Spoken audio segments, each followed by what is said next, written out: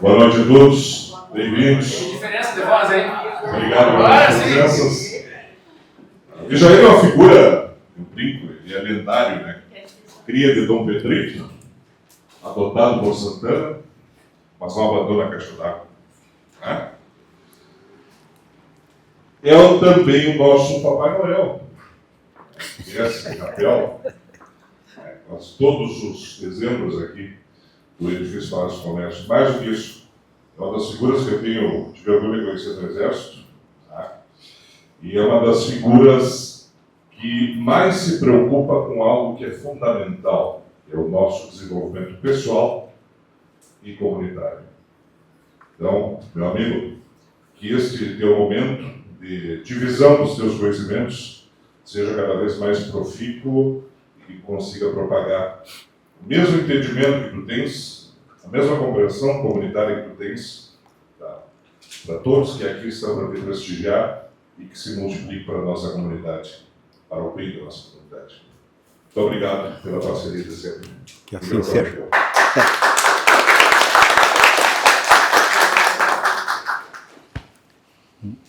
Obrigado. Boa noite a todos. Eu não sei se eu vou utilizar o microfone. Se eu não utilizar o microfone, o pessoal me escuta bem aí atrás? Consegue me escutar? Mais ou menos? Vamos ver então. Vamos ver se eu consigo... eu queria melhorar um pouquinho a minha voz para chegar, né, perto da voz do Bach, mas aí talvez não vou conseguir. Mas boa noite a todos. É uma satisfação a gente estar aqui, né, na CIL, para poder mostrar um pouquinho do nosso trabalho, que a gente já desenvolve há bastante tempo. Né? Tem pessoas importantes aqui para mim, né? Porque aqueles que eu conheço, pessoas que estudam comigo, a professora que me aguenta desde 2000, né? Helene Lucas, foi diretora do Desporto e agora trabalha com vocês aí, né? E a gente teve a oportunidade de executar muitos trabalhos juntos. O Báquio, que um tempo atrás, e eu vou colocar isso novamente na nossa conversa aqui, eu procurei ele para mostrar um trabalho dentro da preocupação que a gente tinha. Eu não vou ficar, senão vocês não vão entender mais adiante o que eu quero dizer. Né? Alguns colegas, né, os meus colegas do Grupo Unificado de Apoio e Salvamento, que a gente vai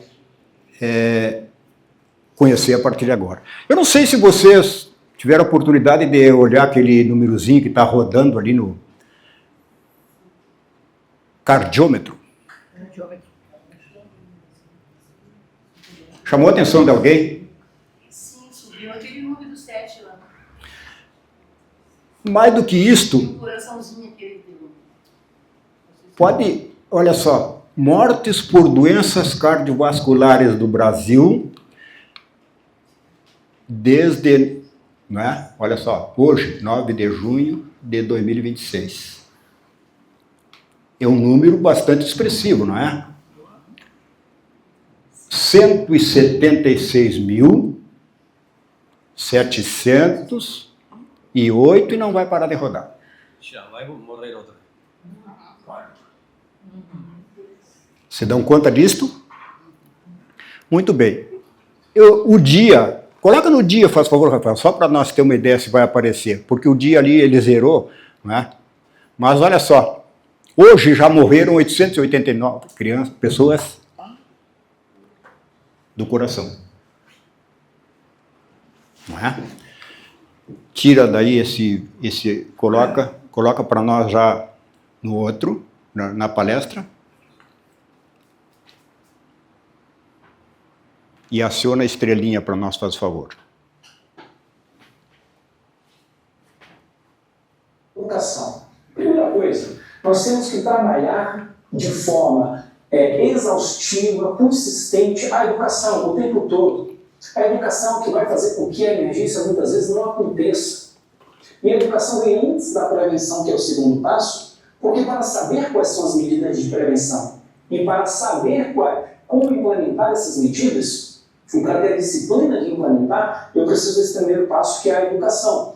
É aquele ditado, água mole em pedra dura, tanto bate até que fura. Tem que ser assim, porque não é algo intuitivo, não é algo naturalmente viral. O que viraliza geralmente são as tragédias, onde existe muito sofrimento, onde as pessoas estão expostas, chorando, bebês morrendo, aí todo mundo compartilha, todo mundo manda no grupo da família, todo mundo adora pegar essa informação e levar adiante. Essa vai natural, porque mexe com as emoções e naturalmente a gente fica entretido por aquilo, com vontade de compartilhar. Porém, as medidas educativas de prevenção, de como evitar e como atender, essas parece que a gente está nadando contra uma corrente de um rio com muita água. Pensa em uma corrente forte, você nadando contra, parece que é essa mesma sensação você tentar ensinar medidas de primeiros socorros e prevenção, porque simplesmente elas não fluem. A gente precisa forçar, trabalhar, lutar, insistir, persistir, para que a gente continue levando isso para as pessoas e para que a gente consiga, com isso, contemplar esse primeiro elo, que é o elo mais importante, que vai fazer com que mais vidas sejam salvas. E isso a gente tem feito desde muito tempo. Desde muito tempo mesmo. Tentar levar para as pessoas isto que a gente está trazendo hoje para vocês como forma de conhecimento. Porque na realidade não é um treinamento, não é um curso, um treinamento que a gente é de 4 horas no mínimo, ou de 8 horas o mais completo, né? E não sei se alguém teve a oportunidade de conhecer esta figura aqui. Hildebrando Alex dos Santos. Ele era um enfermeiro da Movilcor, que morreu acidentado na ambulância da Móvel, indo para Porto Alegre de madrugada. Esse cidadão foi o responsável por iniciarmos esse trabalho muito antes da lei que eu vou mostrar para vocês daqui a um pouco, já trabalhando nas escolas, esta preocupação. Hildebrando Alex dos Santos. E nós somos, então, o nosso slogan fala naquilo ali, treinar para o improvável, nós somos o Grupo Unificado de Apoio ao Salvamento. Vamos lá. Vamos passar. Pode clicar na raposinha, faz favor.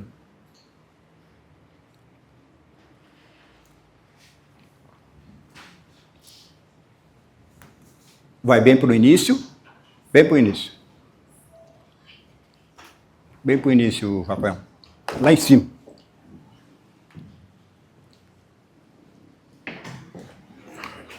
Coloca a tela cheia, professor.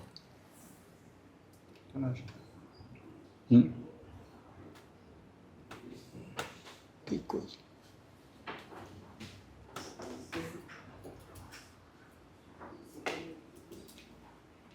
Tá, deixa assim. Muito bem. Grupo Unificado de Apoio ao Salvamento. Vocês vão... Guapos, não é? Que é a nossa sigla. Vamos achar que guapos vem daquela palavra, né, do gaúcho lá, que é mais, né, mais forte, mais valente do que... Na realidade, o nosso grupo tem uma finalidade, como está ali. O objetivo principal é ajudar a comunidade, apoiando as instituições de salvamento, e isso nós temos feito auxiliando o SAMU, auxiliando os bombeiros, auxiliando a brigada, auxiliando, né, as entidades constituídas quando somos solicitados. Né? Pelo conhecimento que a gente tem, desde a parte de suporte básico de vida, de primeiro socorro, de APH, até o acesso por cordas, que é aquilo que a gente faz, né, todo dia. Muito bem, vai passando, Rafael. Então, a nossa equipe de trabalho, eu e o Fernando, que praticamente somos mais, com a nossa formação desde o APH tático, né, que é utilizado pelas polícias, pelas forças militares, até o APH normal, né, esse civil que a gente chama, certo? E a nossa equipe de trabalho que desenvolve esse trabalho junto com a gente. Vai passando, Rafael. Nós temos o sítio da Toca da Raposa, né, um sítio aqui perto, onde a gente realiza várias atividades que a gente convida vocês a conhecer. Vai passando. Lá a gente tem ministrado curso de primeiros socorros, suporte básico de vida, atendimento pré-hospitalar, a NR35, que é a segurança de trabalho em altura, que é o que a gente faz normalmente todo ano, né? Espaço confinado, na NR33, e supervisor do espaço confinado. No treinamento vivencial, que a Elaine está preparando para levar o pessoal dela, vamos trabalhar a questão de liderança, a resolução de problemas. Isso a gente trabalha muito com as empresas, né? Como forma de levar as pessoas para vivenciar uma situação de risco controlado para que acabem interagindo melhor, trabalhando a comunicação, trabalhando a amizade, trabalhando o respeito, trabalhando vários atributos, né, que auxiliam no desenvolvimento da empresa. Vai passar, Rafael. Atividades escolares, né, é também um forte, porque a gente leva as crianças para trabalhar geografia lá no local, não é dentro da sala de aula. Lá eles aprendem efetivamente a trabalhar com o terreno, não é? Vai. Grupos particulares, da mesma forma que a empresa. Vai passando, Rafael. O aniversário radical, para crianças, não é também? Passam o dia inteiro brincando na atividade. Com segurança, com cuidado, não é? Um monitor sempre de olho, eles andam de barco, eles andam na tirolesa, eles fazem trilha, sempre monitorados e com segurança. Vai. Formaturas, o alpinismo industrial, que é o que nos mantém, porque a gente trabalha muito nessa parte de manutenção de prédios, né? Lavação de prédio, conserto de telhados, corte de árvore em altura, toda a parte que está pendurado é o que a gente faz. Pode sair daí, Rafael. Vamos para... Depois da nossa apresentação, então vamos para aquilo que a gente se propõe. Muito bem. Qual é a nossa proposta hoje aqui para os senhores? Primeira coisa, refletir sobre a necessidade de sermos protagonistas de ações, né, capazes de salvar vidas. Isto é o importante. Deixa o Ernie ajeitar para mim ali. Não é? Trabalhar na comunidade uma mudança de paradigmas, porque a gente está muito acostumado, enquanto brasileiro, que eu digo, né? Nós, não estou dizendo, a gente deixa sempre para que os outros parece que resolvam o nosso problema. Eu não tenho muito cuidado com a minha saúde, porque o médico, segunda-feira, ele vai se preocupar comigo. Então, eu costumo dizer que a gente vai tomar toda a cerveja do mundo no sexta, sábado, domingo, comer toda a carne gorda, e segunda, o médico que resolve. A gente está sempre passando para o outro um problema que a gente tem que resolver. Muito bem. Enquanto empresa, agora já vamos entrar na legislação. NR7 diz o quê? Que toda a empresa tem que ter uma equipe de primeiros socorros treinada, com equipamento à disposição. E aí, mais do que isso, além de prestar socorro para os colegas, né, oferecer também um certo conforto para aquele que vem no nosso mercado, na nossa padaria, na nossa farmácia, fazer uma compra. Já imaginaram uma pessoa passar mal, desmaiar, ter uma parada cardiorrespiratória ali dentro da empresa? Quem faz o quê? Ah, não, mas eu chamo o SAMU, eu tenho área protegida Móvel Core. Será que dá tempo? Será que dá tempo? E na questão profissional, não é? Por quê? Muitas são as pessoas que, hoje, acho que não tem nenhum aluno, mas normalmente os alunos da enfermagem, né, que vão trabalhar muito esta questão. Muito bem. E esta lei aqui, quem tem filhos aqui? Todo mundo tem. Agora, quem tem filho pequeno? Neto. Que idade tem o seu neto, desculpe?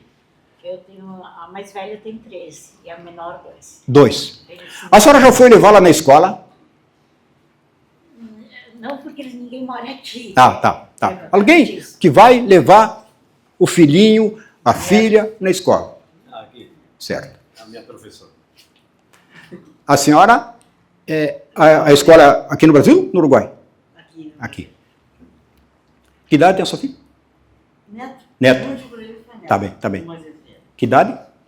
Tá com 13. 13. Tá. Mas vamos lá. Quando a gente vai levar o nosso filho para a escola, a gente não está levando o nosso bem mais importante para deixar dentro de uma instituição? Ou um neto? E o que a senhora espera logo às 5 horas? Que ele venha para casa bem, Que eu possa voltar lá pegá-lo e bem. pegar ele bem. Não foi isso que aconteceu com o menininho Lucas. Ele saiu com um passeio na escola, morreu engasgado com um pedaço de salsicha e ninguém sabia fazer nada. E o menininho Lucas é só um. É só um dos tantos. Que o maior índice de mortalidade de criança de 1 a 4 anos é afogamento e engasgamento. E o engasgo. E passa despercebido. Então a gente está indo lá na escola e não está perguntando se essa lei Lucas aqui está funcionando lá na escola. Porque eu vou entregar lá o meu filho, o meu neto, será que o professor está habilitado a... né? Eu dei 2 anos para as escolas do município, 2 anos eu ministrei de graça a lei Lucas.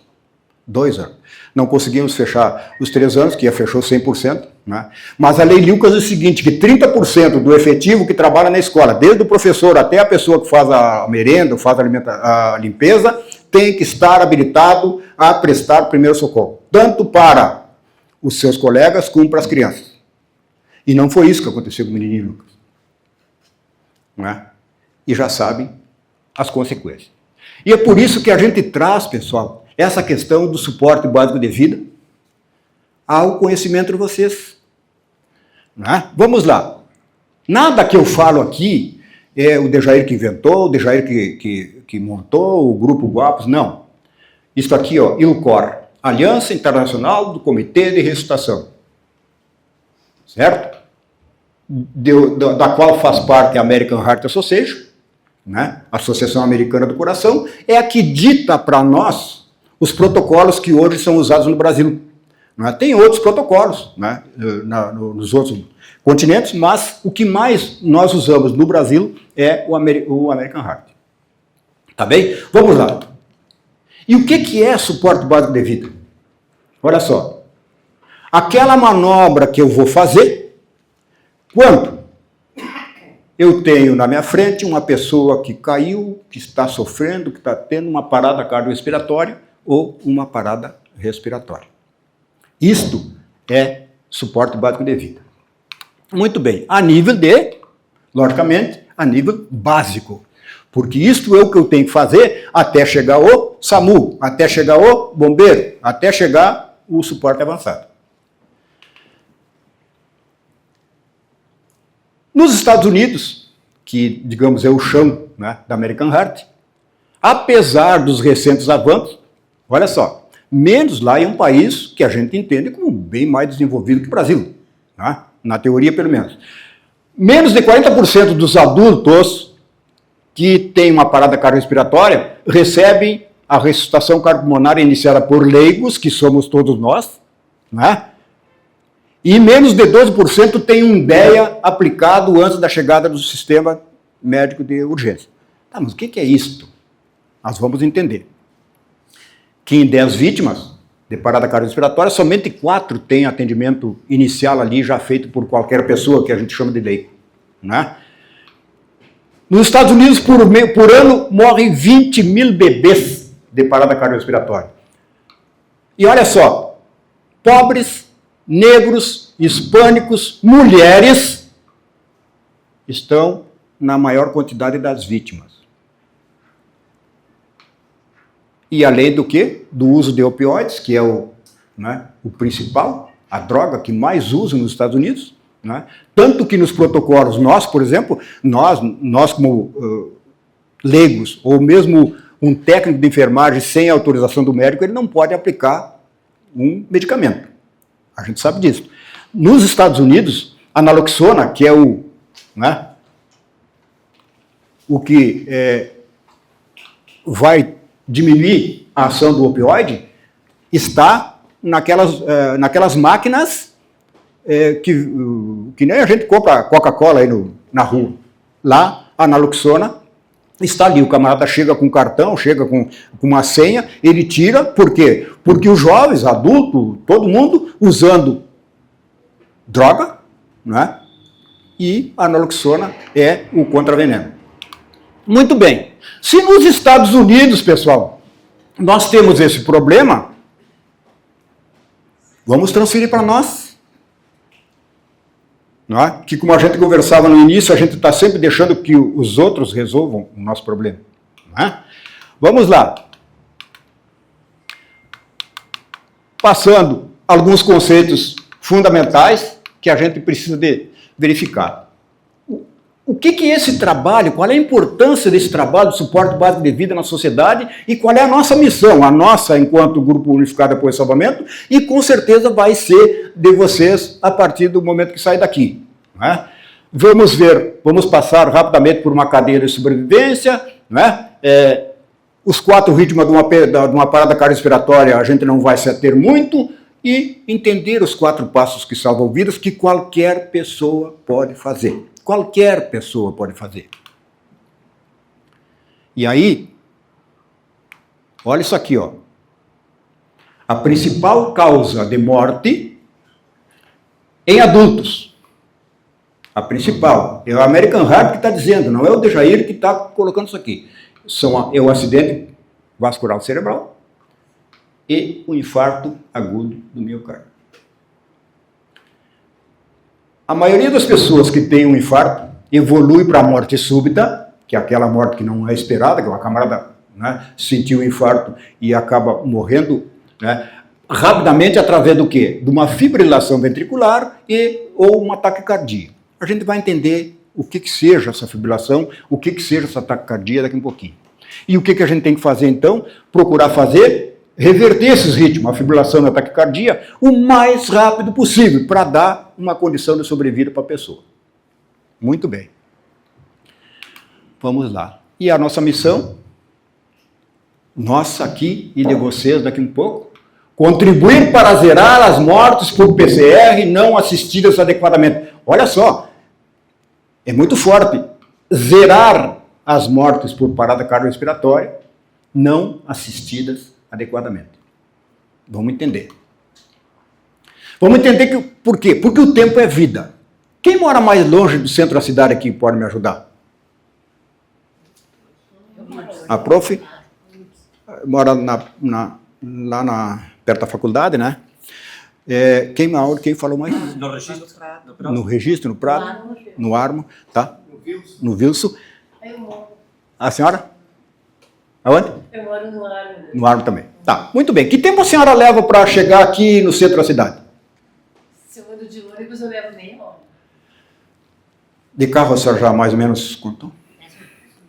É um pouquinho menos. Um pouquinho menos? 20 minutos, 15 minutos? Mais ou menos 15 minutos. Vamos fazer um raciocínio contrário agora. Se a senhora chamasse o SAMU, que tempo levaria o SAMU para chegar lá? Uma hora. Mais 30 minutos. Até que o pessoal que chegou lá, 30 minutos. Então, vamos deixar bem claro que o problema não é o SAMU. O problema é uma regulação, não é? O problema são os trotes, não é? E tem todo um protocolo que eles têm que seguir. Não é o Jefferson e os guris do SAMU que ficam atrasando a saída, não. Eles têm um protocolo e tem mais um detalhe. Às vezes estão num acidente lá no Armor e tem alguém passando mal lá no Pado. E eles têm uma ambulância só. Ou a ambulância é um equipamento, ela pode estragar, pode furar um pneu.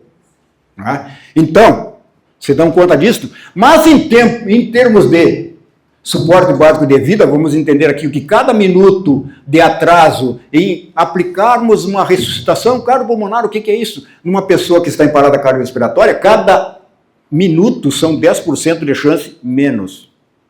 para ela sobreviver. Cada minuto, 10% menos. Então, 10 minutos, teoricamente, você foi. Não é? Só que o problema, quando a gente fala de sequelas, não é?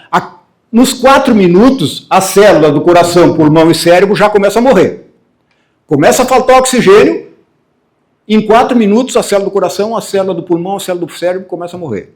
Então, aquela pessoa pode até se salvar, mas ela vai ter um problema no próprio coração, vai ter um problema no cérebro, vai ter dificuldade de andar, vai ter dificuldade de conversar, então serão as sequelas.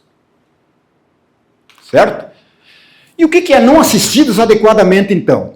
Nós aprendemos que numa cena de uma pessoa passando mal, sempre tinham 3 pessoas. O doutor Alex que falava muito isto. Uma para passar álcool nos pulsos, você dão conta? Passava álcool, né? Não sei para que passava álcool nos pulsos. A segunda para abanar. Né? A terceira para chorar. Mas ninguém fazia nada. E hoje nós temos a quarta. Qual é a quarta? Vocês dão conta de qual é a quarta? Hein? Fotógrafo. Né? Aquele do celular, porque é o seguinte, eu vinha pensando assim, ó, aquilo que a gente está falando aqui, né, e o professor lá do Instituto Brasileiro da PH já falou no início, né, que não vinga, a gente trazer esse tipo de coisa é difícil, né, a gente conseguir fazer com que a população se envolva nesse tipo de assunto. Mas quando... Então, tanto que não tem uma mídia aqui, a não ser dos guris que estão ali, mas não tem uma mídia dessas mais comuns da cidade aí, que eu digo, mais né, envolvida. Não tem nenhuma. Mas se tivesse morrido uma criança aqui, eles estavam tudo na frente. Certo? Estariam todos ali, eles chegam antes do SAMU, eles chegam antes do 190, da Brigada Militar, eles chegam antes de todo mundo. Certo? Então... E começa a mostrar coisas que muitas vezes a gente sabe que não é ético, né? Mas então, nós temos essas 4 pessoas e não tem ninguém, pessoal, capaz de reconhecer que aquela pessoa caiu, está passando mal, aquele adulto caiu, está tendo uma parada cardiorrespiratória, então não tem condição de reconhecer isso imediatamente, pedir ajuda de forma eficaz, realizar um RCP de alta qualidade e utilizar um desfibrilador. Vocês vão entender que qualquer um de vocês, qualquer um de nós pode fazer isso. Qualquer um. Vamos entender. Então, estes são os nossos 4 passos. Reconhecer imediatamente que aquela pessoa está em parada cardiorrespiratória, mas como é que eu faço isso, Dejair? Está respirando ou não está respirando? Isso é simples, é fato. Ah, mas ela está respirando mal. Então, aplica. Então, reconhecer imediatamente, e nós que somos leigos, não nos preocupamos com pulso, nós vamos se preocupar com respiração. Está respirando, não está respirando? Compressão torácica nela. Pedir ajuda de forma eficaz. Vamos lá. Qual é o número do SAMU?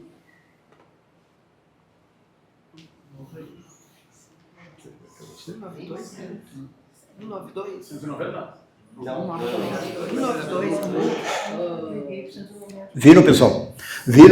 Viram o seguinte, pessoal. Sentados, tomando mate tranquilo, aqui, escutando eu falar, não se lembram do número do SAMU. Na hora do horror, não vão se lembrar. Então, por isso que realmente o número que vem mais à tona, que vem mais na boca, é o 190. E realmente o 190 é o que chega primeiro, e eu conversava outro dia com o Coronel Silveira, que eles chegam primeiro. Né? Mas... aí tem toda uma questão, né? Para que a gente tenha ideia, depois eu vou falar disso, mas aqui no outro lado, no Uruguai, nas viaturas, em 3 viaturas do policiamento ostensivo, tem o DEA instalado. A gente vai entender o que é o DEA daqui a pouco. Opa, mas por quê? Eles não têm função de atendimento, mas tem, porque eles chegaram à conclusão que eles chegam primeiro, que muitas vezes, e olha que o protocolo deles aqui do Uruguai é o seguinte, a ambulância tem que chegar em 10 minutos, tem que chegar em 10 minutos. Eu dou aula lá na escola de enfermagem, e isso a gente aprendeu. Não é? E mesmo assim, nem sempre é tão preciso assim. Então, reconhecer, pedir ajuda, realizar uma RCP de qualidade, que a gente vai ver como faz, utilizar o desfibrilador. É o que eu falei para vocês no início, aqui não é um curso, a gente vai fazer a título de demonstração, para você entender, quem quiser forcejar um pouquinho antes de ir para casa pode forcejar, não tem problema, porque realmente a gente forceja. Então nós temos um problema, já se demos conta que o tempo é vida, e a nossa missão então, aqui, que no momento a gente está sendo detentores do conhecimento, multiplicar os 4 passos. E aí, eu me reporto um pouquinho lá atrás, quando eu vim falar com o Báquio, quando trabalhava ali no Harvard, lembra? A professora e enfermeira Iana, que ela ia trazer os alunos dela hoje, não teve condição de trazer. Eu vim com a Iana e com o Báquio para a gente conversar sobre isso. Por quê? Porque lá nas Vilas Santa Rosa, num dia, se afogaram, se engasgaram 2 crianças, 2 bebês. Um veio a óbito, e a mãe sai com aquele bebê para o meio da rua, chorando, gritando. Por quê? Aqui a maioria é mulheres, senhoras. O que acontece? Quando vão fazer todos aqueles exames pré-natal, lá nunca ninguém ensina. Como proceder se o bebê se engasgar? Né? E a gente, seguinte, aqui, digamos que mais para o centro da cidade, que a cultura talvez seja diferente, mas lá na vila tem um problema. Então, como é que nós íamos chegar, por exemplo? Eu falando com o Báquio, falando com a Iana, nós formamos naquele ano todos os atendentes do PIM, todas as senhoras, os moços, os rapazes que iam nas vilas, para que eles chegassem lá e conversassem e explicassem como fazer uma manobra de desengasgo com uma criança, que é a coisa mais simples do mundo. Mas que tinha criança morrendo, por quê? Porque nunca ninguém ensinou, chama a brigada, às vezes a brigada consegue chegar a tempo, ou o SAMU consegue chegar a tempo, mas a maioria das vezes não consegue. Porque nós falamos ali, é 4 minutos, pessoal. É 4 minutos, o SAMU leva meia hora para chegar lá. Não é culpa do SAMU, é culpa, né, do sistema, talvez, mas nem sempre o SAMU está 100% lá disponível para ir em determinado lugar, não é? Então, quem é que tem que aprender a fazer? Somos nós. É a gente dentro da empresa, é a gente dentro da escola, é a gente dentro de casa. Porque enquanto está acontecendo com os outros, tranquilo, mas o problema é que o dia que cair alguém da minha família aqui, ai. Eu fui a Dom Pedrito dar um treinamento, numa instituição. Tinha um cidadão lá que estava trabalhando, não, mas eu não posso, estou muito cheio de coisa. Aí o chefe dele disse o seguinte, vem para cá, é para todo mundo. Muito bem, passado 1 mês, 2 meses, eu fui a Dom Pedrito de novo e me disseram, o fulano quer falar contigo. Aquele que não queria acender o treinamento. Dizer, eu queria te agradecer. Me agradecer por quê? Porque eu salvei meu pai. Meu pai caiu com a parada cardiorrespiratória e eu praticamente caí junto com ele. Ele foi para o hospital de referência e o médico me chamou. Quem é que atendeu o teu pai? Quem é que fez o primeiro socorro no teu pai? Fui eu. Já assustado, porque diz ele, graças ao que tu fez, o teu pai vai sair da UTI sem sequelas. Porque estava dentro daqueles 4 minutos. Então eu queria te agradecer. Não, é o seguinte, tu não tem que me agradecer. Tu tem que ter a conta que a atitude foi tua. A minha função aqui foi te passar aquilo que eu aprendi em cima de protocolos. Tu é a que fez o trabalho que deveria ser feito. Né? Então, às vezes a gente... Né? Então você tem que se dar conta que não é só nos outros que acontece, não é só na casa dos outros que pega fogo. Na minha também é possível. Não é? E o que é uma PCR, que a gente está falando desde o início, pessoal? É uma parada cardiorrespiratória. Nosso coração... Quem me ajuda? Quantos batimentos por minuto? Normal. 60, 70, 80 já começa 60. Entre 60 e 100. 60 e 100, né? Alguns, aqui já todos são, tem poucos jovens, né? Mas o jovem, quando está mais apaixonado, né? Às vezes o coração bate um pouquinho mais forte. Apesar de que, não é, Elaine? Não é? Entendeu? Bom, mas então é o seguinte, olha só. nosso coração está batendo entre 60 e 100, que é o ritmo que ele tem para, não é, mandar o sangue para o pulmão, encher de oxigênio, né, mandar para o restante do corpo, certo? Vai, volta, vai, entre 60 e 100. Quando esse coração adota um ritmo que ele não consegue fazer isto, a gente, né, quer dizer, levar o oxigênio lá para a célula do dedão do pé, né, ou para a célula do cérebro, ou para a célula do pulmão, a célula do próprio coração, porque ele também é um músculo e precisa de alimentação, porque ele precisa de oxigênio para se alimentar e seguir fazendo a função dele, não é? Então, quando ele não consegue fazer isso, a gente entende que essa pessoa está em parada cardiorrespiratória. Não é só um coração totalmente parado, em assistolia, não. Se ele estiver batendo, mas batendo fora de ritmo e batendo com uma velocidade muito alta, isto é uma parada cardiorrespiratória. Muito bem. E quais são as causas? O que ele chama de choque circulatório e tal, um problema no próprio coração, um problema no choque hipovolêmico, quando dá um acidente, que o camarada corta uma perna e sai muito sangue, perde muito sangue, ou então ele tem uma desidratação, ou, né?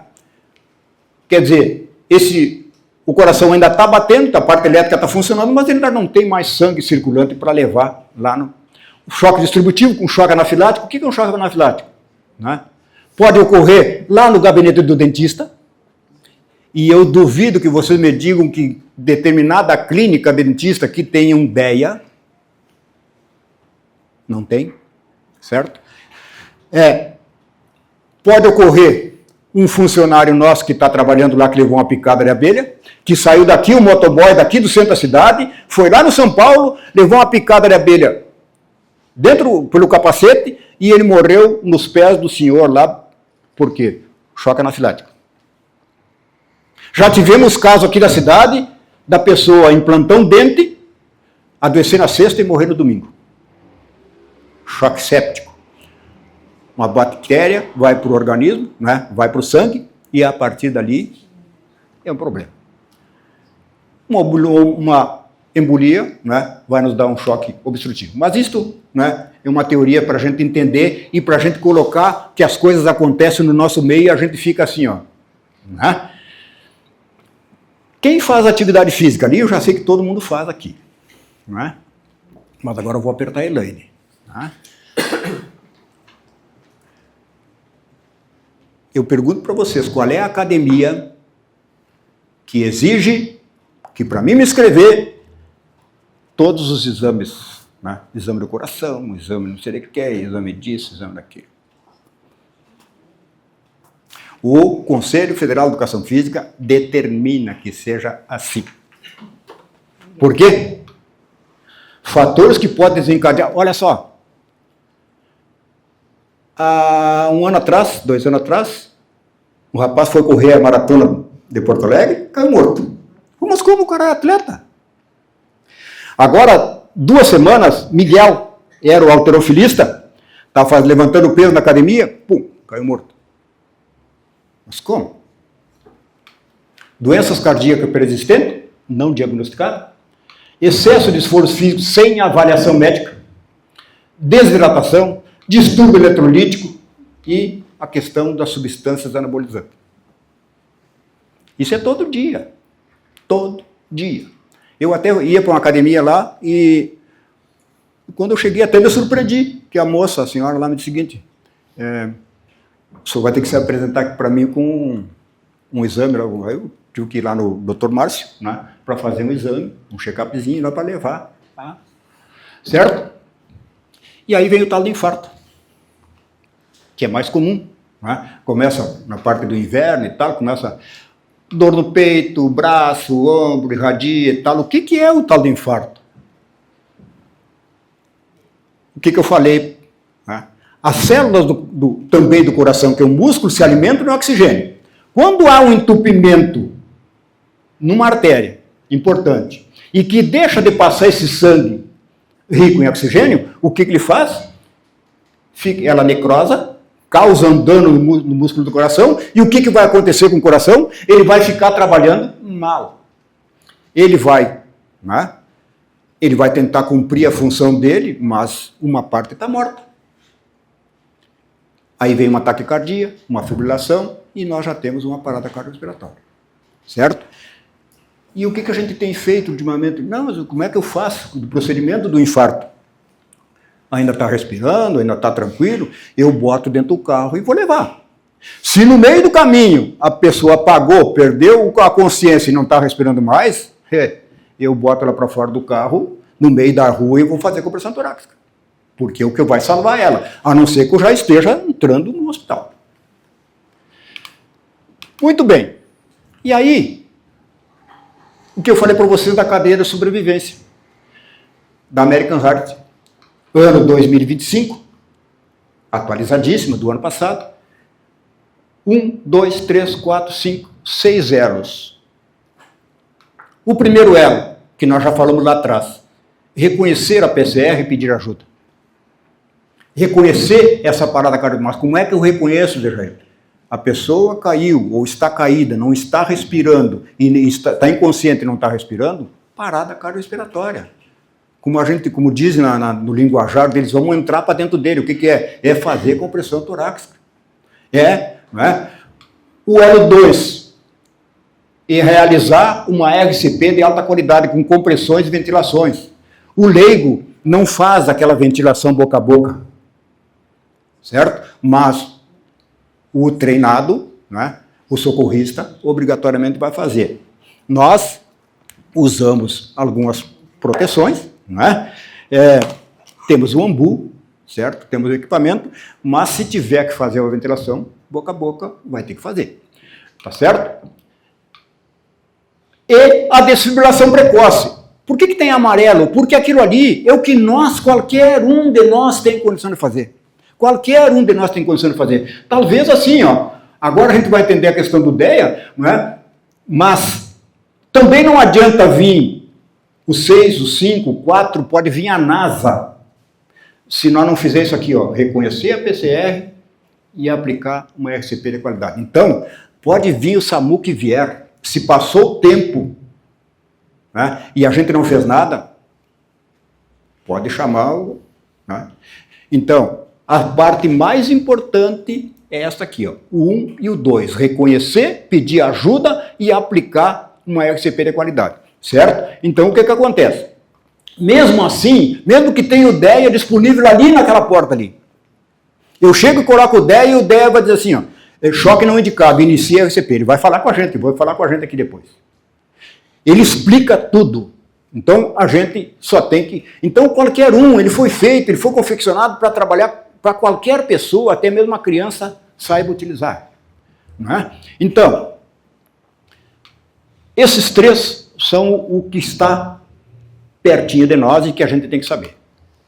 E aí a nossa raposinha, né, lá da Toca da Raposa, vem nos explicar isso aqui. Ó. Reconhecer a PCR precocemente. Através de quê? De uma avaliação inicial. Agora, depois o Fernando vai falar para vocês aqui como é que eu abordo uma pessoa, né, que está em parada cardiorrespiratória. Eu tenho que ter certos cuidados, eu também não posso chegar assim. Né? Está inconsciente. Toquei nele, não responde, né, e não respira, para mim é parada. Se não está parado, daqui um pouco vai parar. Ah, mas não... Né? Então, o que eu vou dizer? Você, não posso dizer assim, ó, alguém aí pode chamar ajuda, ligar para o 192 ou 190, sei lá? Não, eu tenho que dizer, a senhora, se eu sei o nome, a senhora que está jaqueta preta, né, chame ajuda e traga um DEA. Olhe para ela, porque senão é o seguinte, imagina, nós temos 20 aqui dentro da sala, todo mundo ligando para o SAMU, vai entupir a rede lá, e um diz que é na Andradas, outro diz que é né? Então, eu peço para alguém chamar, eu indico alguém que chame. Este é o procedimento correto. Então, por quê? Porque a gente, mesmo assim, não sabe chamar ajuda. Né? A gente tem que dar uma certa explicação lá para o atendente, para que ele passe para o médico regulador, e o médico regulador vai perguntar algumas coisas para a gente. Tá? Então, e traga o DEA. Vamos lá. RCP de alta qualidade. O que seria isto? Nós teremos que comprimir o peito da nossa, né, daquela pessoa que está em parada 30 vezes, né, e fazer 2 ventilações, mas a gente não vai fazer ventilação, então comprime, né, mais ou menos de 100 a 120 por minuto. Quando a gente pega um adulto, vai tentar, né, fazer isso aqui, ó, a força que a gente vai aplicar é proporcional ao tamanho, né, de 5 a 6 centímetros no adulto, de 4 a 5 numa criança, de 3 a 4 num bebê, certo? Mas isso é proporcional, porque a gente vai pegar bebê também que é bastante fortinho, né? Como pode pegar um magrinho, mas pode pegar um cidadão bem forte, que faz academia, e que a gente, para afundar 5 a 6 centímetros no peito dele, é bastante complicado, né? E usar o DEA, o desfibrilador externo automático, assim que disponível. Muito bem. Alguns destaques que vai vir de encontro àquilo que a gente está falando. American Heart diz que o seguinte, ó, aprender a reconhecer uma parada cardiorrespiratória é obrigação de todos nós. Aprenda, aprenda. Ligue imediatamente para o serviço de emergência médica, mesmo que esteja incerto. Eu tenho dúvida, ligo. Em caso de dúvida, realiza a LCP, porque não vai causar dano maior nenhum. O máximo que pode fazer, aquela pessoa está em uma bradicardia severa, ela está apagadinha, eu cheguei ali, comecei a fazer compressão, dei uma bombada nela, ela vai reviver. Opa, mas por que ela... Se uma pessoa está em parada cardiorrespiratória, somente com a ressuscitação ela não volta, com a compressão. Ela só vai voltar com choque, certo? Mas eu comecei a comprimir e ela voltou, isso quer dizer que ela não estava em parada cardiorrespiratória. Ela estava numa situação que o batimento dela baixou tanto que eu não percebi. Qualquer pessoa pode aprender a realizar RCP, qualquer pessoa. O RCP e o DEA salvam vidas. Qualquer pessoa pode usar um DEA, porque se nós estamos no Uruguai, ele vai falar em espanhol com a gente. Se nós estamos no Brasil, ele vai falar em português com a gente. Se ele estiver, não é, aonde ele estiver, o módulo dele vai conversar com a gente e vai nos explicar. O DEA não deve ser omitido. Alguém já viu um DEA aqui? Já? A gente vai falar... Sabem aonde tem um DEA aqui, na redondeza? Alguém pode me ajudar? Sabe por quê? Em lugares, né, vamos colocar, da metade norte do estado, ou em alguns países mais desenvolvidos, digamos assim, o DEA, sabe onde ele está? Na esquina da praça, num poste, para que qualquer pessoa possa usar. Mas a gente sabe que aqui a gente não pode nem deixar o banheiro aberto ali, o banheiro da praça, porque destrói. Se nós colocarmos um DEA ali na esquina da praça, eles vão levar o poste com tudo. Certo? Então, é cultural. É cultural. Então é o seguinte, aí tem uma pessoa passando mal, né? E onde é que tem um DEA? Eu vou dizer para vocês onde é que tem um DEA. Nos hospitais, nas 2 academias MPFIT, aqui nessa da frente da praça e aquela outra lá né, tem DEA. A gente deu os treinamentos para eles e eles adquiriram os DEA, né? O DEA, o último modelo. O outro DEA, lá na Eletrosul, sabe, lá fora, né? E só, né? Não tem mais. Mas quem é que sabe disso?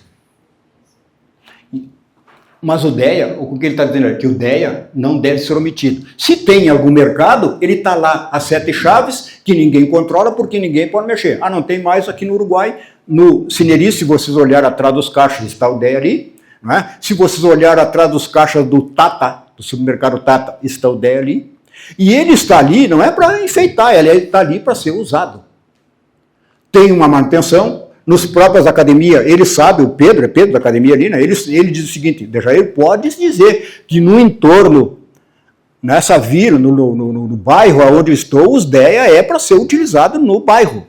em qualquer lugar. Aconteceu uma parada cardiorrespiratória aqui na praça, atravessa a rua e pega o DEA dali. Né? Então, assim, chega ali e fala para ele, tem uma pessoa passando mal, vamos usar o DEA. O que é caro do DEA? Ali, o equipamento é caro, mas depois as pastas para repor. Né? Isso é um pouco caro, mas, certo? Então, não tem, basta a gente querer, ter atitude. E agora aqui, pessoal, quando falamos de educação, treinamento de ICP para crianças de idade escolar. Recomenda-se isso aí, não sou eu, é a American Heart que está dizendo, olha só, e com criança menos de 12 anos para aumentar a disposição e a autoconfiança futura. Motivo? Evidências mostram que começar a apresentar esses conceitos, né, auxiliam muito. Coloca aí um videozinho para nós, e vocês têm a musiquinha que eu dei para vocês aí. Pode acompanhar se quiser. Se isso aqui é difícil de fazer. Clica.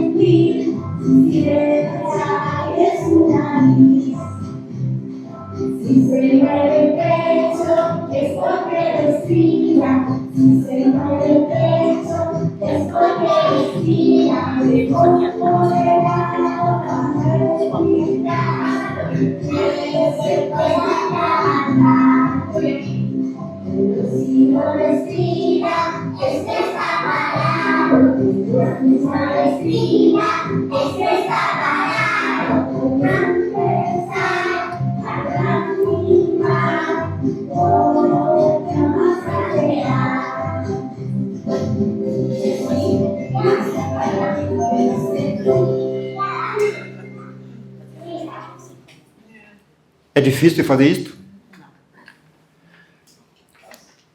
Criança de 4 anos, na Espanha, na escolinha, aprendendo a fazer RCP. Ela pode até não ter força para fazer, mas qualquer criança hoje sabe pegar um celular e ligar para o 192. Né? Quantos têm sido os casos de crianças que chamam ajuda e conseguem salvar o pai, salvar o irmão, salvar... Né? Então, basta a gente querer. Rapidamente, o que é uma PCR, uma parada cardiorrespiratória em criança? Quando a gente fala que adulto, normalmente quando cai, é problema do coração. Adulto caído, causa desconhecida, problema cardíaco. Chama, ajuda e pede um DEA rapidamente porque o problema é cardíaco. Pode escrever. Né?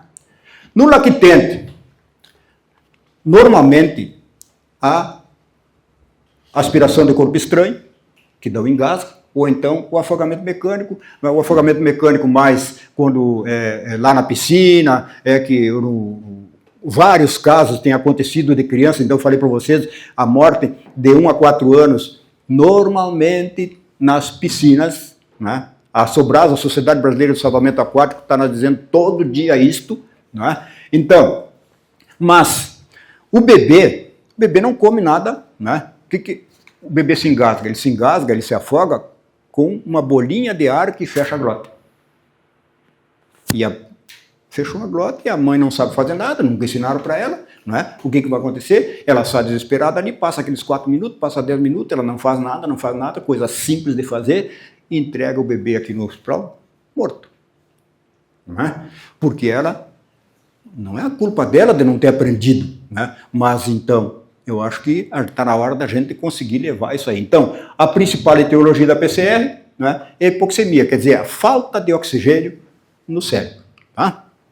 Muito bem. E aqui vem, ó, só rapidamente, menino de 6 anos morre após engasgar com um pedaço, criança engasgada, bebê de 5 meses morre, e por aí vai. São vários. Né? E a gente já tem que aprender, começar a aprender que mastigar bem os alimentos, comer devagar e com calma, evitar falar, rir, caminhar, atividade física enquanto mastiga. Né? Então, mas vai dizer isso às vezes no recreio para a gurizada. Né? A gente trabalha muito nas escolas por aí, e a gente vê que na hora do recreio é uma correria. E um corre com um cachorro quente para lá, e outro corre com uma pipoca para cá, e a pipoca é um veneno, porque a pipoca é muito levezinha, e ele faz... E fechou a glota. E aí até que você dê em conta, certo? Muito bem. Então, temos que ter muito cuidado. Brinquedos, né? Se o brinquedo passa dentro do rolinho de papel higiênico, não serve para estar no alcance da criança. Olha só, o ano passado, uma criança morreu, acho que lá na Santa Rosa mesmo. Hipotermia, não sabia porquê, depois eu conversando com a delegada, ela me disse que tinha vômito na cena, né? Mas o que acontece? Olha só, vocês conseguem perceber a língua da criança? Fechando a via aérea. Não é? Por quê? Porque algumas crianças são mais cabeçudinhas, como a gente diz, né? Certo? Então a mãe chega ali, deita o bebê, certo? Não se dá conta disso. Ela relaxa, ó, o bebê fica inconsciente, porque dorme, certo? Só que fecha a glota. E dali um pouco, a criança apareceu lá, porque estava dormindo junto com né? No outro dia, amanheceu morta. Simplesmente porque, talvez, né? A gente não pode ficar... Mas poderia ser por isso. Agora veja para corrigir. É difícil? Onde é que vai o travesseirinho da criança? Um pouquinho embaixo do omoplata ali, ó, com a cabecinha encostada lá e a via aérea aberta. E se ela tiver com problema de respiratório, né, tiver com uma gripezinha, tem que ter esse cuidado. Agora, né, muitas vezes a mãe vai para o baile, vai para a festa e tal, chega e deita o bebê e tal, esquece o bebê. Né? Até a forma de deitar o bebê no berço, depois a gente passa nos treinamentos. E aí, para desengasgar. Será que é difícil dar 5 golpes, né, dorsais na criança? Ou 5 compressões no peito? Né? 5 golpes dorsal, 5 compressões no peito, que a gente vai fazer a mesma coisa que a gente faz do bebê, faz no adulto. 5 batidas nas costas, 5 compressões torácicas. Né? Isto vai desengasgar. Dá para nós voltar um pouquinho e se dar conta, então, quais são, efetivamente, os 4 passos que salvam vida?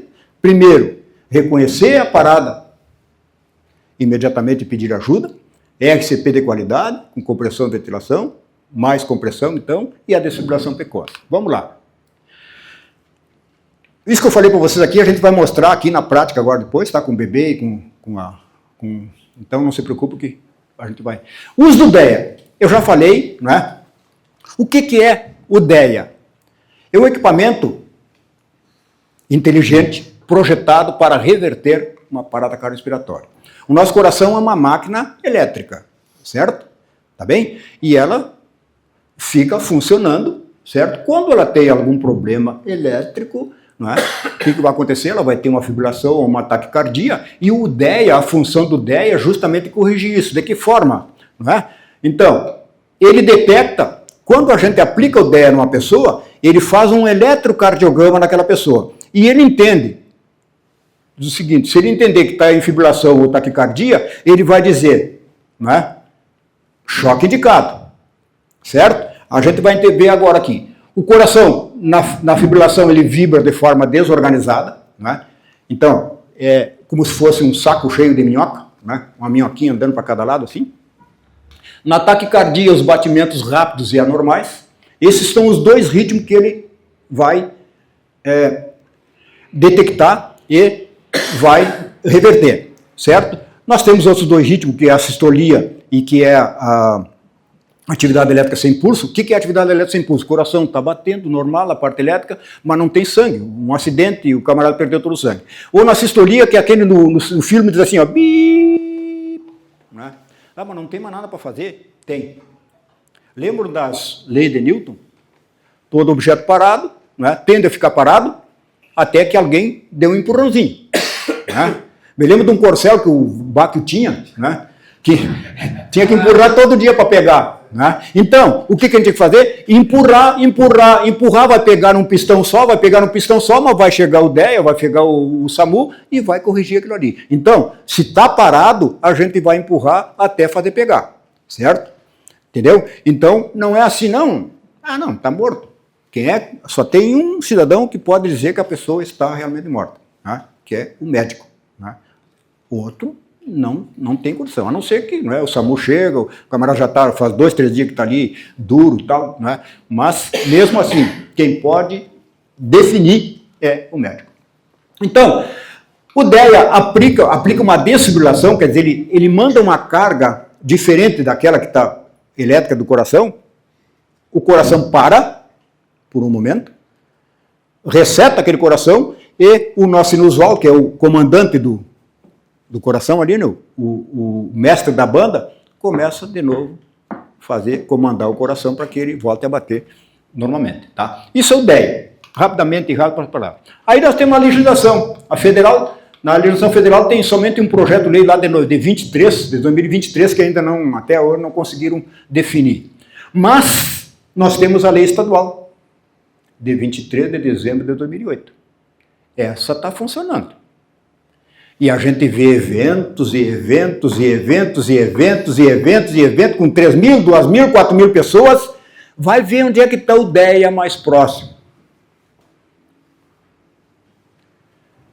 E legislação municipal só tem uma cidade aqui na volta, Santa Maria, que também em cima disso aí. Não é? Então, aí a gente vê ali, pessoal, ó, desfibrilato dos países por aí, onde é que ele está? Está ali, ó. Está numa casinha ali, está no poste aqui, ó, lá em Portugal. Ali, ó. Está no meio da rua, está à disposição das pessoas. Culturas diferentes. Em Livramento nós temos o SAMU, o Bombeiro, o Eletrosul e as duas MPFIT. Rivera, o Cineris, o Mercado Tata, as viaturas da polícia, e ainda tem, para ter uma ideia, um app no Uruguai. Aqui eu não consigo porque o meu telefone, mas se vocês passar por lá de lá, ou se tem alguém que tem rede uruguaia, baixe-se a app aqui, Cerca. Ele vai dizer aonde estão os DEAs mais próximos. Qual é a finalidade, pessoal? É justamente para que uma pessoa em parada cardiorrespiratória chegue no DEA mais próximo o mais rapidamente possível. Esta é a função. Não é? Tem um Good Sun, é um programa que funciona da metade do norte do estado para cima.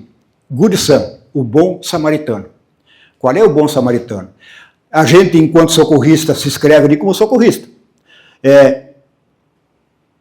E eles têm uma relação lá. Quando há uma chamada, eles procuram, a nível global, aquilo ali, e diz assim, bom, tem uma parada cardiorrespiratória no Prado, quem é o socorrista mais próximo que está no Prado?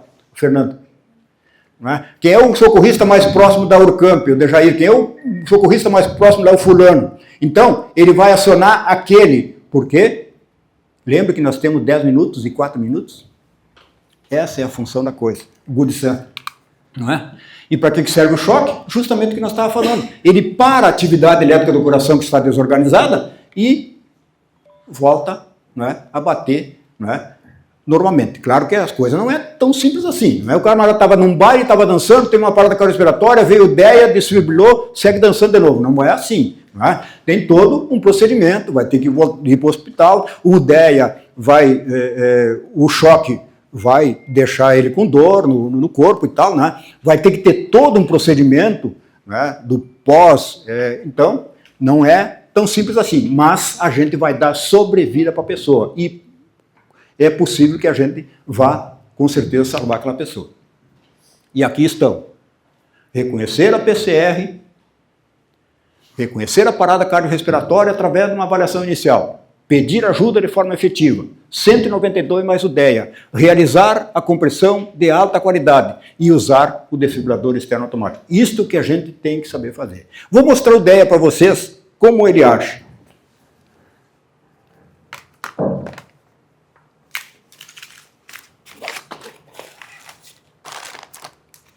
Na caixinha do DEA, vem o equipamento. Este é um DEA de treinamento, tá? Não se preocupe que não vou dar choque em ninguém.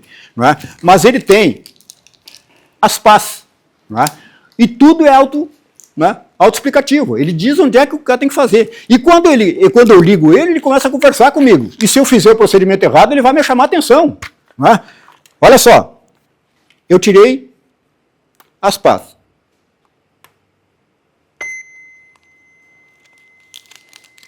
Aplique as pás no tórax do paciente. Coloque o conector das pás ao lado da luz intermitente. Tem uma luzinha piscando, ele está me dizendo o que tem que fazer, certo? Aplique as pás e plugue o conector. Já me chamou a atenção, porque eu não fiz isso aí. Né? Olha só.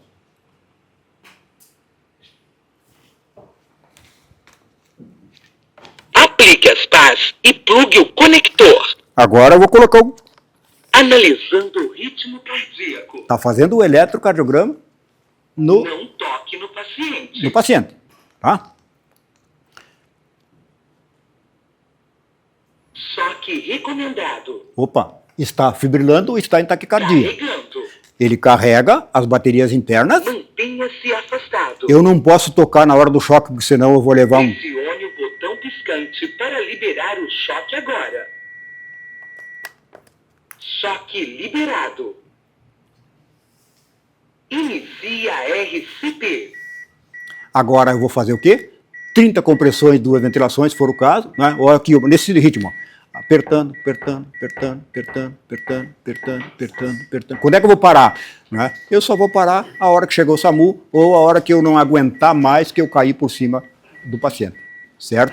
Então, não tem, é assim, ó, é a coisa mais simples que tem de usar um DEA. Então, qualquer um pode fazer. A criança, mesmo a criança pode chegar ali, ele cola as pás do DEA, né, liga o DEA, ele não tem força para fazer a compressão, mas ele tem habilidade para fazer isso aqui, certo? Então, é difícil isso, pessoal? Não é difícil. Né? Claro, tem que ter à disposição. Né? Quantos bancos passam um monte de pessoa durante o dia? Né? Esse dia eu perguntei para uma empresa aqui, para um banco, vocês têm ideia? Não sabia nem o que é. Não sabe, pessoal, não sabe o que é. E a NR7 está bem explicadinho ali, pessoal, é obrigatório que as pessoas, não é? As empresas tenham treinamento de primeiros socorros para seus funcionários, tanto para o seu público interno, como para as pessoas que frequentam. Né? Porque veja uma academia, né? O camarada tem uma parada cardiorrespiratória numa academia, o que vai sair na plateia, sei lá, no jornal qualquer amanhã de manhã? Ah, fulano lá na academia tal, ou sei lá, né? Não é o nome da empresa que tá em jogo, né? Além de que é uma vida, uma pessoa que... Né? Por quê? Ah, mas todo consultório teria que ter? Não. Aí é uma questão de organização. Né? Senão a gente teria que ter um consultório a cada esquina, porque quantas clínicas odontológicas tem na cidade? Né? Mas a gente tem que se dar conta desse problema que acontece, e o seguinte, não, morreu. Ah, coitado, morreu, simplesmente morreu. Né? Analisando o ritmo cardíaco. Ele passou 2 minutos comprimindo. Não toque no paciente. Por que eu não vou tocar? Porque ele está fazendo um eletro, senão ele vai conhecer. Choque não recomendado. Opa, não recomendaram o choque. Né? Inicie a RCP. E eu vou seguir de novo. Né? Aí nós temos toda uma questão, né, que a gente tem que se dar conta, lógico. Né? Ah, eu estou lá na campanha. Como é que eu faço? né? O SAMU vai chegar lá, vai levar quanto tempo a gente dá treinamento lá na eólica?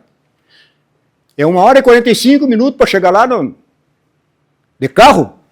Mas imagina um caminhão, às vezes o caminhão do bombeiro, que os caras não se dão conta que o caminhão está com 100 mililitros de água ali dentro, como é que vai sair correndo? Às vezes não tem a viatura resgate para sair, para fazer o negócio. Ou então, eles têm uma guarnição com 3 pessoas, né, que está lá apagando um incêndio lá, quem sabe aonde, e tem que ir deslocar certo? Lá na eólica, 1h e 45 minutos aqui. Então, por isso, é que a gente, pessoal, a gente tem que aprender a trabalhar em cima disso.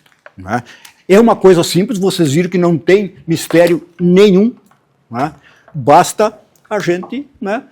Bom, então vamos ter que botar, né? Temos que entender que isso é necessário, tanto, né, para a nossa casa, para o nosso lar, para a escola do nosso filho, certo? Para o nosso trabalho, para quê? Para que a gente esteja, de certa forma, resguardado. Vou mostrar aqui, Fernando, rapidamente. Acho que aqui, né? Será? Será que o pessoal pode ficar de pé ali para observar aqui no chão, né? Acho. Hein? Vamos fazer a identificação primeiro. A identificação da vítima. Ah, sim, bem, Rafael. Nossa.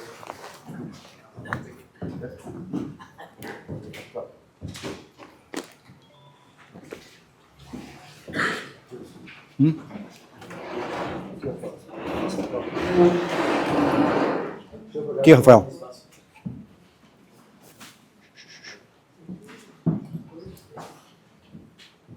Pessoal, boa noite. Dentro daquele princípio que tem que saber identificar uma parada cardiorrespiratória, a gente identifica sempre um risco. Então, toda parada cardiorrespiratória, quase toda parada, ela vai se provenir de algum risco. Então, se for como no adulto, que a maioria das vezes o adulto é um problema cardíaco, essa vítima caiu pelo coração.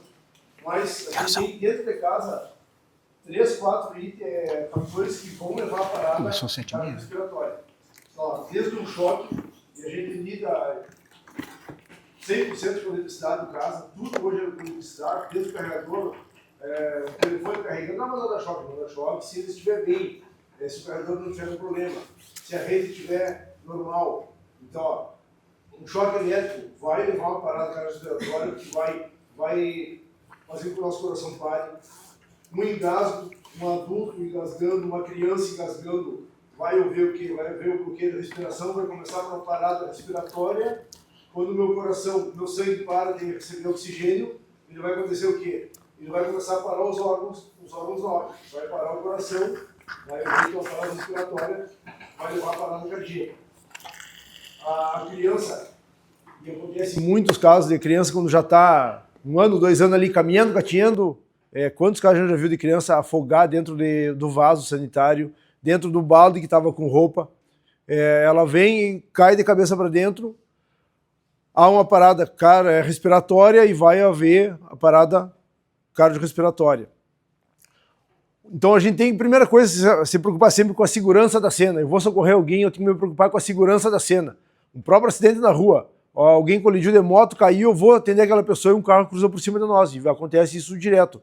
Então, ó, tem alguém caído em casa, cheguei em casa, tem alguém caído. Vou avaliar se essa pessoa levou um choque. Daqui a um pouco, temos só nós dois em casa, eu vou atender ele e levo um choque e não vai ter ninguém para atender ninguém. Então, a primeira coisa, eu tenho que avaliar a segurança da cena. Não está exposto a uma eletricidade, não está exposto a uma rua, a um atropelamento. A cena está segura, eu vou avaliar o que essa vítima tem. Ela está inconsciente, respirando, ou ela está inconsciente, sem respirar.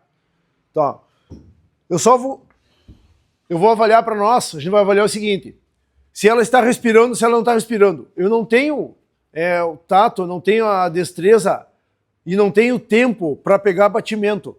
Porque se nós agora formos pegar o batimento um do outro, do lado aí, ó, eu vou pegar o meu batimento e não pego o batimento da pessoa que está do lado. Eu pressiono a minha mão e vou sentir o meu batimento no... Então eu vou perder tempo e não vai ser eficaz. Então eu vou avaliar o quê? Cheguei aqui, o Rafael tá inconsciente. Ei, Rafael, tá bem? olha só, ele pode ter acontecido até um trauma com ele no acidente, ter caído de cima da mesa, estava arrumando. O que eu vou fazer? Eu vou segurar ele na posição para que, se ele está desacordado e teve um trauma, ele não tente se levantar e se mexa e agrave esse trauma. Eu não sei o que aconteceu. Então, ó, ei, Rafael, tá bem? Não me respondeu. Está inconsciente. Vou verificar se ele está respirando. Eu vou escutar se ele está ventilando e vou olhar tórax e abdômen para ver se estão movimentando. Eu estou escutando ele respirar e estou vendo movimentar o tórax e o abdômen. Ele está inconsciente, mas está respirando. O que eu vou fazer? Eu vou colocar ele na posição lateral de segurança e vou aguardar ele retornar, e se for o caso, ele não retornar, eu vou chamar o socorro. Por quê? Porque a pessoa está como se tivesse alguém desmaiado, desmaiou, está inconsciente, mas ele está respirando.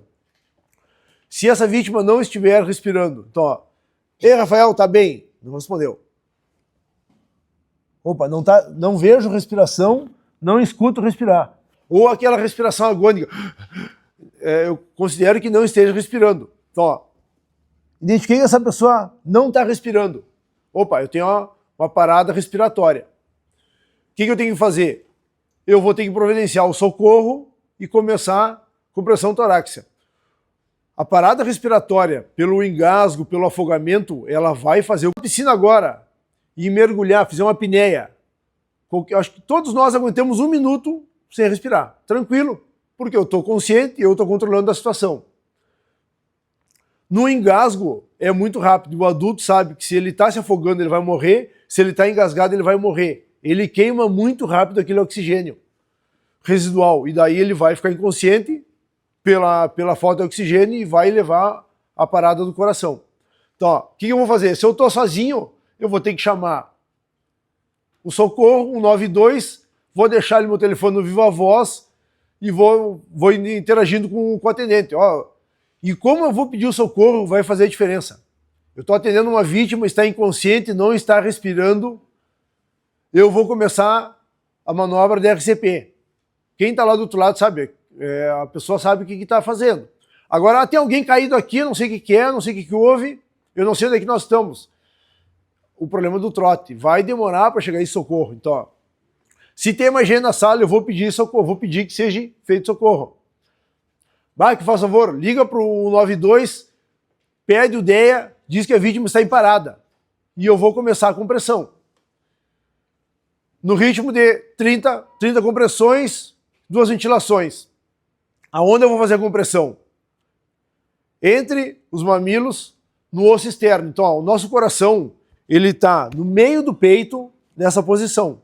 Eu vou pressionar em cima dele para fazer com que a mecânica do corpo pressione esse coração para que a bomba siga funcionando. Então, ó, o coração está parado, eu vou pressionar e vou fazer ele encher e esvaziar, encher e esvaziar, encher e esvaziar. 30 para 2, 30 compressões, 2 ventilações. Se eu tiver barreira, se não tiver barreira, eu vou de proteção, ou não tiver ombu, eu vou fazer apenas as compressões. Então, ó, vou ficar próximo à vítima. Vamos trocar de vítima agora, senão vai fazer a compressão no... Pode ficar para o lado. Pode ficar para o lado. Então, ó, identifiquei o meio entre os mamilos, o osso externo. Coloquei minha mão forte sobre o osso externo, o outro braço em cima e vou posicionar meus cotovelos travados, porque não tem força que vai conseguir fazer a compressão. O que vai fazer a compressão é o meu peso. Então, ó, se eu for forte, eu consigo fazer um pouco com a força, mas eu vou cansar. Agora o meu peso é sempre constante. E eu tenho que verificar o quê? Que eu estou afundando 5 a 6 centímetros. Cada vítima é uma vítima. Quando eu peguei a vítima, eu vou avaliar. É uma pessoa de idade, uma senhora pequena, 50 quilos talvez. Não, é um homem grande, 80, 90, 100 quilos, que tem músculos. Eu vou ter que começar a aumentar ou diminuir a minha pressão. Então, ó, comecei a compressão. E eu vou contar até o 30 para 1, 2. Ó. Então, ó, vou fazer uma sequência. Então, eu vou contar para quê? Eu tenho que saber que a cada um ciclo são 30 compressões e 2 ventilações. Então, eu vou fazer 5, um ciclo completo seriam 5 vezes 30 ventilações e 2 compressões. E eu faço uma nova avaliação da vítima. Então, ó. 1, 2, 3, 4, 5, 6, 7, 8, 9, 10, 11, 12, 13, 14, 15, 16, 17, 18, 19, 20, 21, 22, 23, 24, 25, 26, 27, 28, 29, 30. Eu vou fazer a ventilação. O que eu tenho que fazer na ventilação? Eu vou insuflar pela boca, vou fazer uma boca a boca. Eu vou tapar o nariz da vítima, eu tenho que hiperestender, eu tenho que abrir a via aérea para que esse ar, a glote é o que regula a entrada do ar e do alimento. Então, ó, ela está sempre defendendo o pulmão, a glote defende o pulmão. Quando a via aérea está fechada, a passagem está aberta para o estômago. Então, ó, se eu insuflar a vítima com a via aérea fechada, o ar vai para o estômago. Além de não ter efeito, daqui a um pouquinho, o que tiver no estômago vai começar a inflar o estômago e vai voltar o suco gástrico, se tiver. Então, ó, eu tenho que tapar o nariz, hiperestender e fazer 2 ventilações, olhando para o tórax e o tronco para ver se está mexendo. Voltei para a compressão. 1, 2, 3, 4, 5, 6, 7, 8, 9, 10, 11, 12, 13, 14, 15, 16, 17, 18, 19, 20, 21, 22, 23, 24, 25, 26, 27, 28, 29, 30. 2 ventilações. Nesse meio tempo chegou o DEA. 1, 2, 3, 4, 5, 6, 7, 8, 9, 10, 11, 12, 13, 14, 15. Ó. Não toque no paciente. O que acontece se eu tocar? Ele vai pegar o meu batimento. Se eu estiver encostando no paciente, ele vai pegar o meu batimento. E daí ele vai dizer que está batendo o coração. Está bem essa vítima. Mantenha-se afastado. Ele disse que o choque é recomendado. Ele vai dar o choque. Para liberar o choque agora. Se eu estiver encostando na vítima e for dada a descarga, o meu coração provavelmente vai parar. Inicia a RCP. 1, 2, 3, 4, 5, 6, 7, 8, 9, 10, 11, 12, 13, 14, 15, 16, 17, 18, 19, 20, 21, 22, 23, 24, 25, 26, 27, 28, 29, 30. Aí ele vai fazer 2 minutos. Aí o DEA vai contar 2 minutos certinho. Né? Aí ele vai reavaliar a vítima. E a gente vai fazendo o que ele vai mandando. Prossegue fazendo as compressões, né?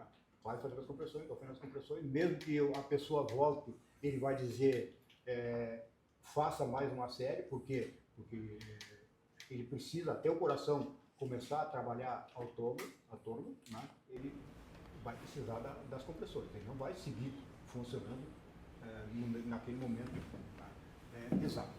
Tá? Bom, muito bem. Parada cardiorrespiratória, adulto, certo? Agora vamos lá. Nosso bebê.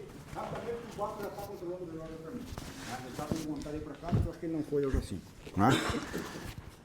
Então, assim, ó, bebê, a gente aprendeu que bebê não engasga, né? Algum de Dom Pedrito comendo uma paleta de ovelha, né? Talvez. Né? Mas bebê normalmente com um chazinho, com uma bolinha de ar, no mamar, por quê? Porque o bebê ainda não desenvolveu a capacidade de respirar e engolir. Né? Alguns de nós aí se afogam com Coca-Cola, com farinha, com alguma coisa. Né? Então, o que eu vou fazer? Me entregar o bebê, né? O bebê está molenguinho. Né? Aquilo que o Fernando fez ali para chamar a atenção da vítima adulta, eu vou fazer no bebê de que forma? Bebê, qual é a parte mais sensível do bebê? Pezinho. Né? Bebê, né? Para ver se ele reage. Certo? Se ele não reagir, né, tá com a boquinha, o que acontece quando ele fica com a boquinha roxa, com as mãozinhas roxas, né? Por quê? Porque falta oxigênio lá na ponta, certo? Então, para mim, esse bebê está engasgado. Muito bem, como eu não sei que me entregaram ali agora, qual vai ser a minha manobra, certo? Olha só, segurar do rostinho, bota ele a cavalo no meu braço, certo? Pode ser do outro lado, sem problema. Encosta na perna, pode ser sentado, não tem problema, certo? E eu vou dar 5 taponaços nas costas dele, firme, não é? 2, 3, 4, 5. Firme. Né? Porque qual é a função do taponaço? É comprimir o pulmão, né? Para que o pulmão bote para fora com ar residual aquilo que está, né, fechando a via aérea dele. Então, eu dou 5 tapinhas nas costas, aí desviro, certo? Coloco em cima da perna, agora com a palma da mão, esse é o protocolo novo, né? Com o calcanhar da mão. 1, 2, 3, 4, 5. E quantas vezes eu vou fazer isso aqui? Até ele desengasgar. Esta é uma diferença para o adulto, porque é o seguinte, o adulto quando cai, eu não tenho como colocar uma pessoa grande dentro de um Fusca, fazer compressão torácica e levar para o hospital. Então, eu tenho que atender no local. O SAMU tem que chegar em mim. Quando eu tenho uma criança pequena, eu ainda consigo botar num carro, sento ele ali, Elaine dirige, ela vai com calma para o hospital, né, porque as pessoas saem desesperadas, né, e aí causa um outro acidente, e eu vou fazendo as manobras, certo? 1, 2, 3, 4, 5. Olha, na segunda, terceira, já vai, né, e já vai desengasgar, certo? Então, o adulto precisa rapidamente do DEA porque é problema cardíaco. O bebê, 90, 99% é problema de engasgo, certo? Via aérea, certo? 5 taponaço, 5, 2, 3, 4, 5. Tem outra forma de fazer? Tenho. Coloco em cima da perna, com os 2 polegares, bem no peito, que nem o Fernando tá. 1, 2, 3, 4, 5. 1, 2, 3, 4, 5. E eu digo isso para vocês porque já aconteceu com uma moça que fez treinamento com a gente, né? Passaram um tempo, eu disse o seguinte, eu cheguei em casa no fim de semana, meu filho se engasgou com bolachinha, e aí todo mundo se desesperou, não, parei, calma aí que eu aprendi a fazer. Fez a manobra e desengasgou. Tá? Então, isso é protocolo, não é a gente que está, certo? Bom, mas aí essa criança, quando me entregaram ela, já me entregaram com tempo, né? Mais de 4 minutos, 10 minutos talvez, eu vou fazer a manobra de desengasgo e ela não vai voltar. Não vai chorar. O que eu quero quando eu dou os taponaços, eu quero que ela chore, porque quando ela chorou, abriu a via aérea. Eu sempre estou dizendo para os guris, não é? A gente passa, tem uma criança chorando. A criança está chorando, fica tranquilo, ela está com a via aérea aberta, né? Pode estar até com um machucado, uma perna, mas está com a via aérea aberta, está tranquilo. Aí eu vou fazer as compressões torácicas, né? No peitinho, que nem o Fernando estava ensinando ali. De que forma? Também. 1, 2, 3, 4, 28, 29, 30, 2 ventilações. Qual é a diferença da ventilação do bebê para a criança? Aqui, ó, tem uma coisa importante. Mesmo que sejamos leigos, tem que fazer boca a boca. Nós, no adulto, não precisamos fazer boca a boca, se não tiver barreira de proteção, certo? A não ser que seja em casa, né? Mas numa pessoa estranha, a gente não é obrigado. No bebê, temos obrigação de fazer. Porque qual é o problema da parada cardíaca no bebê? Ar, né? Oxigênio. E quando eu faço a ventilação, eu estou colocando oxigênio para dentro. Então eu tenho que fazer, mesmo que eu seja leigo. E eu já vou começar por isso. Me deram um bebê que já está... O que eu vou fazer? Já vou lá. Olha o peitinho.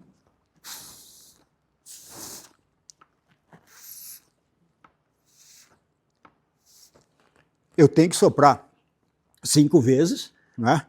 Para quê? Porque eu já estou dando uma carga de oxigênio para ele, certo? Então, e aí eu já vou partir para a compressão. 30 compressões, 2 ventilações. 30 compressões, 2 ventilações. Porque o bebê, a parada cardiorrespiratória dele foi por problema, né, de via aérea fechada. Assim como era no afogado, né? Tiramos o cara da água, ele... teve uma parada cardiorrespiratória, mas teve uma parada cardiorrespiratória porque se afogou lá na piscina, não coisa. Então vamos ter que tirar ele para fora, fazer as 5 ventilações de resgate, e aí tem toda uma questão. Tá, pessoal? Não tem mistério nenhum. É difícil dar 5 tapas nas costas do cidadão aqui. Né? 5, comprimir o pulmãozinho dele, botou para fora aquilo ali, que é uma bolinha de ar que está fechando a glota. Né? A não ser que ele está na escolinha aí, sei lá, botou alguma coisa na boca, né?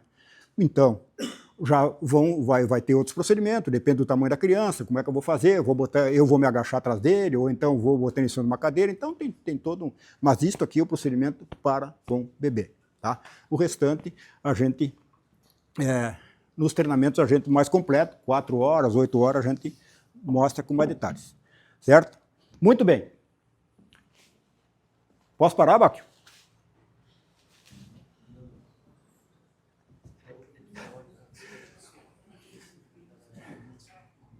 Muito bem. Então, pessoal, só para terminar, né, a gente aprendeu lá com esse Nicolas Sen, né, foi o mestre que inventou o atendimento pré-hospitalar, né, que o destino das pessoas, né, do ferido, repousa nas mãos daquele que aplica o primeiro curativo. Qualquer um de nós, né, tem uma pessoa machucada, uma pessoa ferida, então, muitas vezes, a vida daquela pessoa depende daquilo que eu for fazer. Não é, pode vir, o que eu falei para vocês, pode vir um médico da NASA. Se nós não fizer o primeiro procedimento lá, que é verificar que o cara está parado e chamar ajuda, pode vir o Papa rezar, pode vir o médico da NASA, que não vai resolver nada. Tá?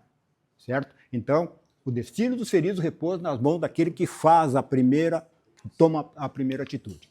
Certo? A nossa ideia era refletir sobre a necessidade de sermos protagonistas das ações de atitude capaz de salvar a vida. Nós, qualquer um de nós aqui sabe fazer alguma coisa agora. Né? Na comunidade é mudar esses paradigmas que não pode tocar. Por que nas mulheres nos Estados Unidos não se faz... porque é o seguinte, por toda essa questão que a gente trabalha muito no nosso treinamento, que é a questão ética. Porque a hora que uma senhora cair aqui, ó, para mim ela deixou de ser uma senhora, e eu deixei de ser um homem. Eu sou um socorrista e ela é uma senhora.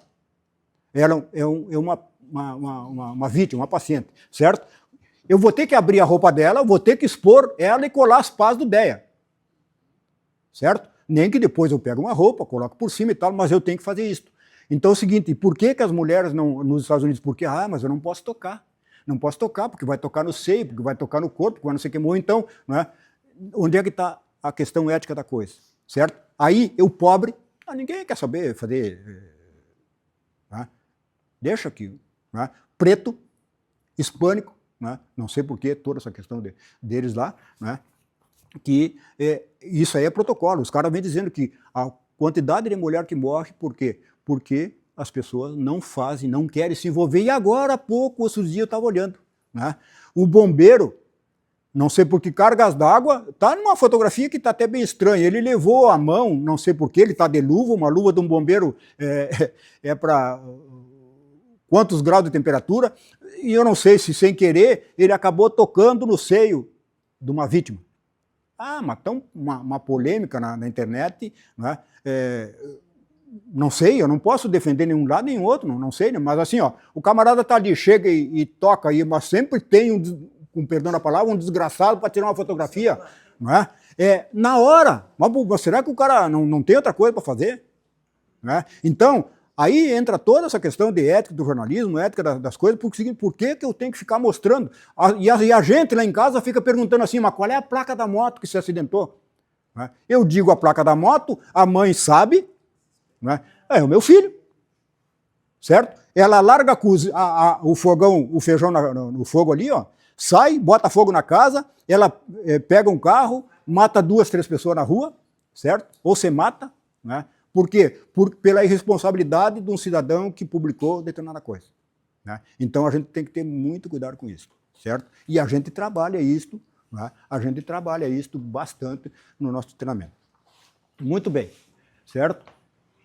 Eu sei assim, ó, a gente passou muitas coisas corridas, né, porque a ideia era chamar a atenção do problema que ocorre, que a gente pode, de alguma forma, ser protagonista no sentido de mudar isto e de levar, quanto mais levar. Então, porque a nossa missão qual é? É zerar as mortes por parte da carga respiratória quando, assim, ninguém sabe fazer nada. Então, agora eu sei, eu pelo menos sei chamar ajuda. Né? Eu pelo menos sei fazer uma compressão, eu sei que eu tenho que fazer 30 compressões para 2 ventilações e vou fazer, né? Até, né? Agora, a nossa obrigação, nossa, enquanto grupo, é tentar levar para o maior número de pessoas, né, este conhecimento, que é simples, é básico, mas que é importante. Tá certo? Nós somos do Grupo Guapos e agradecemos a atenção de vocês, né,